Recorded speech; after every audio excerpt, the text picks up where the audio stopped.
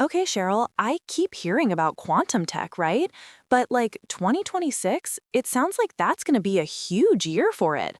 What's really happening on the horizon? Oh, Heidi, it's absolutely wild. Like, if 2025 was the warm up, 2026 is like the main event for quantum tech. We're talking steady growth, definitely, but also a massive push towards actual practical stuff. The market's projected to hit, what is it, $5.3 billion by 2029, with a 32.7% CAGR from 2024. It's not just a potential technology anymore. It's transitioning to like practical products. We're going to see quantum as a service, QAAS, really take off, quantum cryptography getting more serious, and superconducting quantum computing just keeps pushing boundaries. It's a really exciting shift, you know? Wow, okay. Practical products sounds a lot more tangible than what I usually hear. So, like, no more just theoretical physics in labs, it's actually going to, like, do things in the world. Exactly. That's the big takeaway for 2026. It's still a decade or more for widespread everyday applications, but the progress in stable qubits, error correction, and sophisticated algorithms, it's just relentless. It's really taking shape.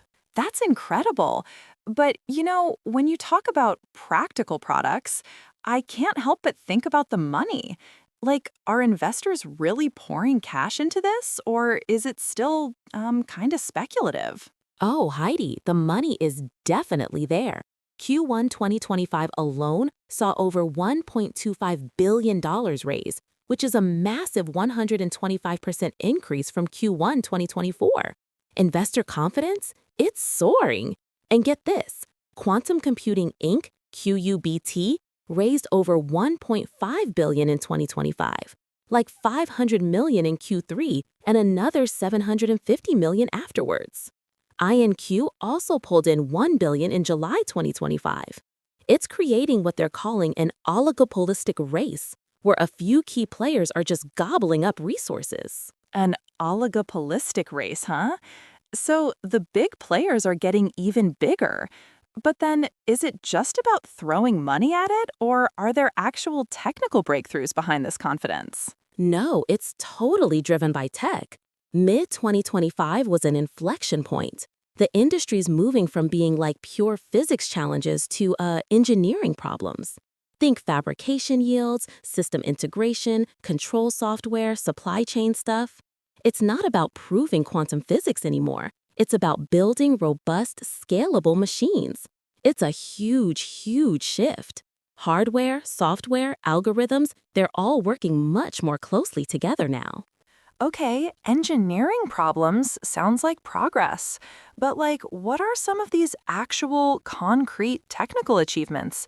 Anything that makes you go, whoa?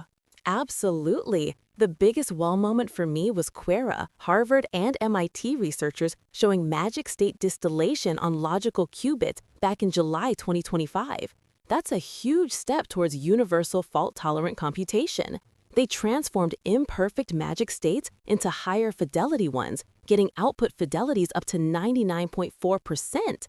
It's like a 6 to 8x suppression of logical errors. And it reduces qubit overhead by 8.7x. That's massive, Heidi. Roadmaps for fully validated fault-tolerant logical qubits are pointing to 2026 to 2028. Whoa, that sounds super important. And so, like, does IBM have a part in this too? I always hear about them in quantum. Oh, absolutely. IBM's Kookaburra architecture, slated for 2026, is planned to be their first modular processor capable of storing and processing encoded information. It's a foundational step towards their Starling computer by 2029, which aims for 200 logical qubits. And get this, we're seeing practical quantum advantage pop up. D-Wave systems are showing 10–15% better solutions for portfolio optimization, and JP Morgan and Quantinuum generated over 71,000 certified random bits, a first for real-world cryptographic needs. It's becoming real, you know? It's really happening.